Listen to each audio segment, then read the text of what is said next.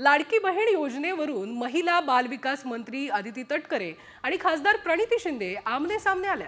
विरोधकांना लाडकी बहीण योजनेची ॲलर्जी आहे अशी टीका अदिती तटकरे यांनी केली आहे। विरोधकांची भूमिका दुटप्पी असल्याचंही त्यांनी म्हटलंय। दरम्यान लाडकी बहीणमुळे महाराष्ट्र दिवाळखोर झाला अशी टीका प्रणिती शिंदे यांनी केली होती।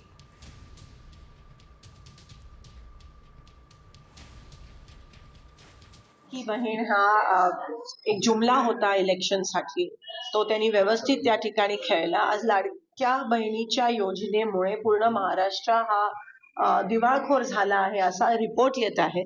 इतर योजनांचे पैसे सगळे थांबवले गेले, आता नाही आहेत, रिकाम्या पडल्या सगळ्या तिजोऱ्या आणि ह्या योजनेकडे वळवले।